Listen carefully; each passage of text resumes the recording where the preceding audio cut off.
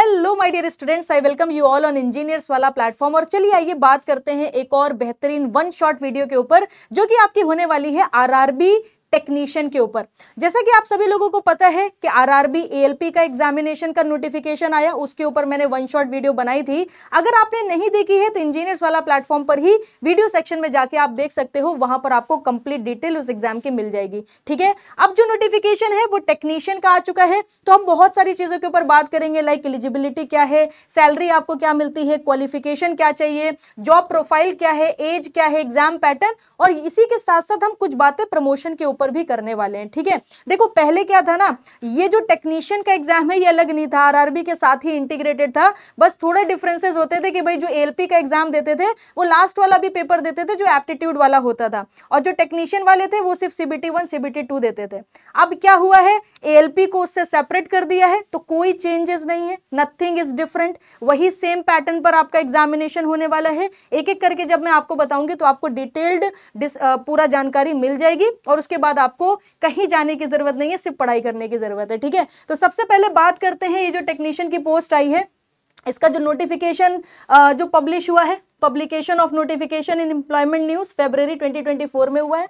ठीक है, submission of online application अगर आप देखोगे तो ऑनलाइन एप्लीकेशन का जो सबमिशन है वो मार्च अप्रैल के बीच में 2024 में होगा। जो आपका कंप्यूटर बेस्ड टेस्ट होना है उसकी भी टेंटेटिवली शेड्यूल उन्होंने शेयर कर दिया है कि अक्टूबर एंड दिसंबर 2024 में आपका जो रिटन एग्जामिनेशन है वो करा लिया जाएगा। ठीक है, फिर उसके बाद जो भी बच्चे शॉर्टलिस्ट होंगे डॉक्यूमेंट वेरिफिकेशन के लिए वो फिर फरवरी 2025 में सारा प्रोसीजर आपका होने वाला है। तो इस बार जो रेलवे है वो काफी ज्यादा सतर्क हो चुकी है और काफी सारी चीजें आप सभी लोगों के लिए लेके आ रही है, so it is a good news. ठीक है, छोटी मोटी चीजें तो एटलीस्ट आपको मिल रही है, एलपी का नोटिफिकेशन मिल गया, टेक्नीशियन का आ गया, एंड होपफुली आरआरबी जेईई का भी आपको बहुत जल्दी देखने को मिल जाएगा। ठीक है, तो आगे बात करते हैं, सबसे पहले बात करते हैं कि क्या एसेंशियल क्वालिफिकेशन चाहिए अगर आप बेसिकली टेक्नीशियन पोस्ट के लिए पेपर देना चाहते हो, अप्लाई करना चाहते हो। ठीक है, तो आपका 10th होना चाहिए प्लस आईटीआई। आपने अगर आईटीआई का कोर्स कर रखा है, साथ में 10th आपका है,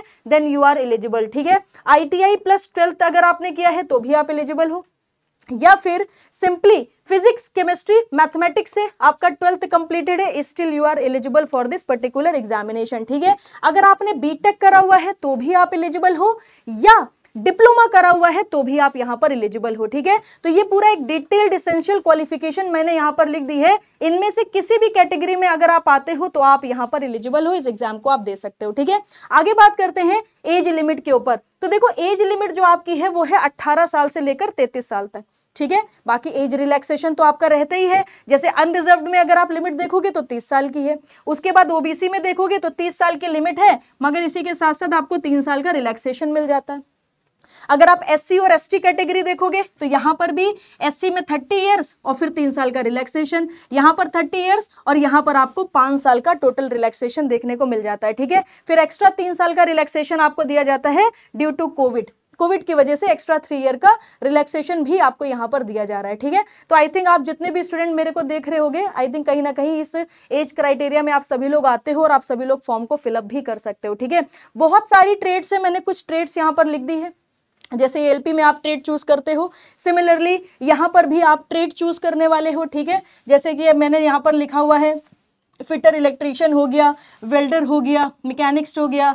ठीक है, मैकेनिक रेडियो एंड टीवी हो गया, मेंटेनेंस मैकेनिक हो गया, motor mechanic, tractor mechanic, wireman, armature and coil winder. ठीक है, मैकेनिक डीजल हो गया, हीट इंजन हो गया, टर्नर हो गया। इतना ही नहीं है, और भी बहुत सारी तमाम ट्रेड्स हैं, क्योंकि अभी तो सिर्फ बेसिक इंफॉर्मेशन आप लोगों के लिए रिलीज करी गई है। जब प्रॉपर नोटिफिकेशन आएगा तो वहां पर आपको सारी ट्रेड्स डिटेल में मिल जाएंगी, और उस समय पर जब आप फॉर्म फिलअप करोगे तो आप अपने पसंद का ट्रेड चूज कर सकते हो अपनी रिक्वायरमेंट के हिसाब से, और फॉर्म को भी फिलअप कर सकते हो। ठीक है, आगे बात करते हैं कि भाई यहां पर अगर मैम हम जाते हैं, सिलेक्शन हमारा हो जाता है, तो किस तरीके से हमारा प्रमोशन होने वाला है। तो प्रमोशन की जरा जर्नी को समझिएगा। जब आप सिलेक्ट होते हो तो आप क्या बनते हो, ट्रेनी टेक्नीशियन, और आपकी ट्रेनिंग कितने दिन चलती है मैम, 6 महीना हमारी ट्रेनिंग चलती है। ठीक है, then an exam need to become a technician 03, फिर उसके बाद आपका क्या होगा, एक एग्जाम होगा और फिर आपका प्रमोशन होता है टेक्नीशियन 06 पर, ठीक है। जो ग्रेड क्या है, ग्रेड आपकी 1900 है, बेसिक पे आपको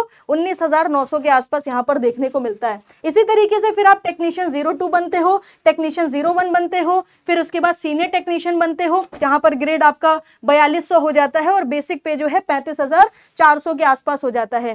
फिर उसके बाद आप बनते हो जूनियर इंजीनियर। और हाँ, एक चीज बता दें, इसके बीच में these two you can get a crew controller for some time, आपको जो है ना क्रू कंट्रोलर की भी अपॉर्चुनिटी देखने को मिलती है। और इसी के साथ साथ एक चीज मैं आपको यहाँ पर और भी बता दूं कि ये जितने भी प्रमोशंस यहाँ पर आपके लिखे हुए हैं, ये सारे के सारे प्रमोशंस जो है ना, ये बेसिकली एग्जाम बेस्ड है, ठीक है ना, achieved on the seniority basis और by qualifying this type of exam. जैसे आप पढ़ने में बहुत अच्छे हो तो आप जैसे जैसे पेपर क्वालिफाई करते जाओगे, आपको इस तरीके से हायरार्की बेस्ड प्रमोशन देखने को मिलता जाएगा, ठीक है। और सीनियरिटी बेसिस पर भी आपको प्रमोशन यहाँ पर देखने को मिलने वाला है। तो ये पूरी प्रमोशन की जानकारी है और शुरुआत आपकी ट्रेनी टेक्नीशियन से होने वाली है, ठीक है। अब बात करते हैं ऑन एन एवरेज सैलरी की, ठीक है, क्योंकि देखो कभी भी हम किसी भी ऑर्गेनाइजेशन की सैलरी की बात करते हैं तो सैलरी में बहुत सारी चीजें इंक्लूडेड होती हैं, बहुत सारे एक्स्ट्रा पर्क्स इंक्लूडेड होते हैं। आपका एक बेसिक पे होता है, फिर आपका एचआरए होता है,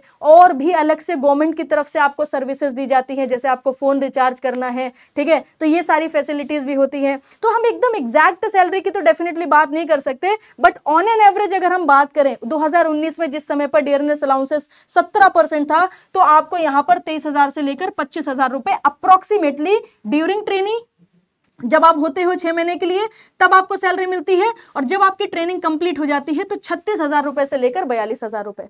बट अभी अगर आप प्रेजेंट टाइम पर देखोगे तो आपका डियरनेस अलाउंसेस जो है वो बढ़ के 46% हो गया है। तो ट्रेनिंग के टाइम पर आपकी जो यहाँ पर सैलरी होगी वो 26,000 रुपए से लेकर 35,000 रुपए के बीच में वेरी करती है, और ट्रेनिंग के बाद ये लगभग आपको 50,000 रुपए मिल जाएगी, ठीक है। उसके बाद जैसे जैसे आपके प्रमोशन होते जाएंगे वैसे वैसे आपकी सैलरी और पोस्ट दोनों ही चीजें बढ़ने वाली हैं, ठीक है। आगे बात करते हैं एग्जाम पैटर्न के बारे में।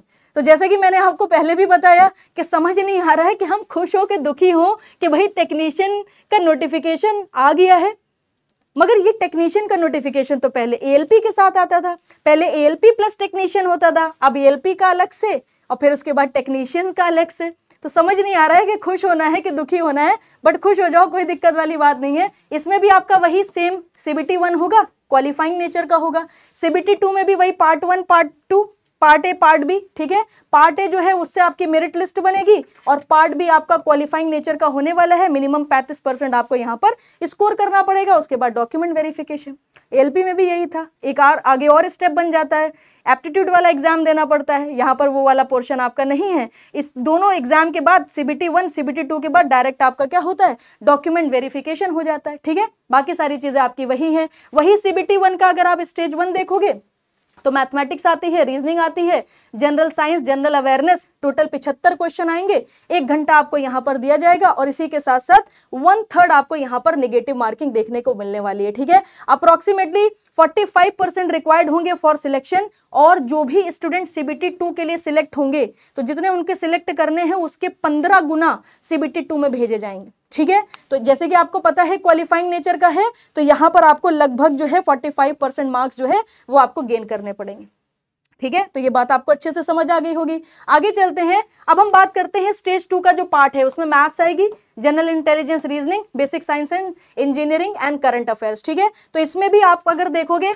तो 25 क्वेश्चन आपको मैथमेटिक्स के देखने को मिलेंगे, 25 क्वेश्चन आपको जनरल इंटेलिजेंस रीजनिंग के, बेसिक साइंस एंड इंजीनियरिंग के 50, तो टोटल यहाँ पर कितने क्वेश्चन देखने को मिलेंगे, 100 क्वेश्चन, ठीक है। और ये 100 क्वेश्चन बेटा आपको कितनी देर में करने हैं, 1.5 घंटे में, मतलब 90 मिनट में 100 क्वेश्चन आपको यहाँ पर करने होंगे, ठीक है। यहाँ पर भी अगर आप देखोगे तो 1/3 निगेटिव मार्किंग आपको देखने को मिलेगी for the each wrong question. इसी के साथ साथ एक चीज आपको और ध्यान रखनी है, इसी से आपकी मेरिट बननी है, ठीक है। तो इसमें आपको बहुत अच्छा परफॉर्म करना है। पार्ट बी में अगर आप देखोगे तो जो ट्रेड, जैसे मैंने ट्रेड की आपको लिस्ट दिखाई, ऐसी तमाम ट्रेड्स आपको डिपार्टमेंट वाइज देखने को मिलेंगी। जो भी ट्रेड आप चूज करोगे उस ट्रेड के 75 क्वेश्चन आपसे यहां पर पूछे जाएंगे, और यहां पर भी आपको 1 घंटा मतलब 60 मिनट दिए जाएंगे।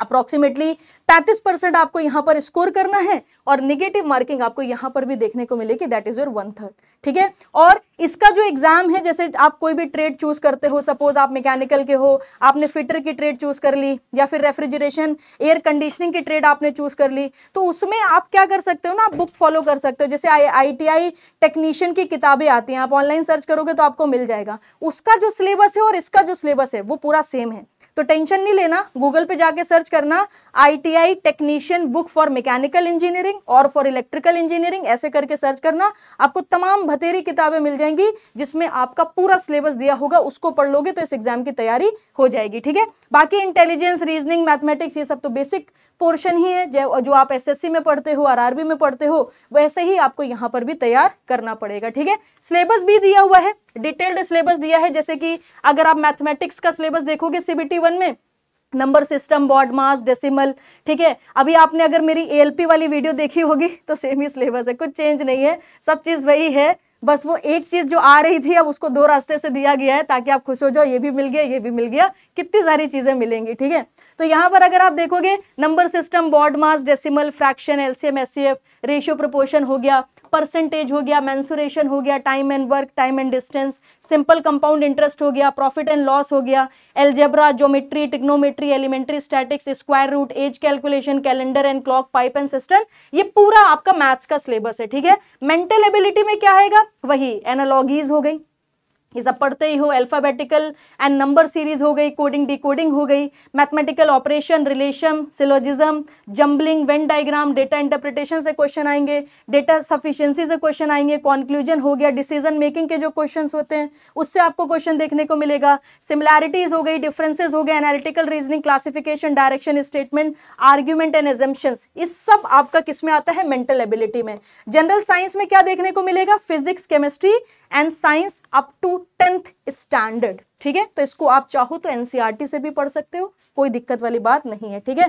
जनरल अवेयरनेस को अगर आप देखोगे तो करंट अफेयर, साइंस, टेक्नोलॉजी, उसके बाद वही कॉमन, मतलब स्पोर्ट्स से रिलेटेड सारी चीजें पूछेगा, कल्चर हो गया, पर्सनालिटीज हो गई, इकोनॉमिक्स हो गया, पॉलिटिक्स हो गई and other subjects of importance, ठीक है। तो ये आपका जनरल अवेयरनेस का सिलेबस हो गया। अब सिलेबस ऑफ पार्ट ए देखोगे तो वही मैथमेटिक्स है, वही जनरल इंटेलिजेंस, रीजनिंग है और वही बेसिक साइंस एंड इंजीनियरिंग है, बस थोड़ी चीजें आपकी चेंज होती हैं। देखो मैथ्स में तो सारी चीजें वही हैं, जनरल इंटेलिजेंस एंड रीजनिंग में अगर आप देखोगे तो यहाँ पर आपका कुछ चीजें बढ़ जाती हैं, जैसे स्टेटमेंट, आर्ग्यूमेंट्स, अजम्पशंस, ये सब तो रहेगा। बेसिक साइंस एंड इंजीनियरिंग में broad topic that are cover under this shall be engineering drawing, तो इसमें आपसे प्रोजेक्शन पूछेगा, व्यूज के बारे में पूछेगा, ड्राइंग में कौन कौन से हम इंस्ट्रूमेंट्स यूज करते हैं उसके बारे में, लाइन हो गया, ज्योमेट्रिक फिगर हो गए, सिंबॉलिक रिप्रेजेंटेशन हो गया, फिर ठीक है, फिर टेम्परेचर, बेसिक इलेक्ट्रिसिटी से रिलेटेड क्वेश्चन आएंगे, mass, weight and density, work, power, energy, speed and velocity, heat and temperature, simple mechanics हो गई, ऑपरेशनल सेफ्टी एंड हेल्थ,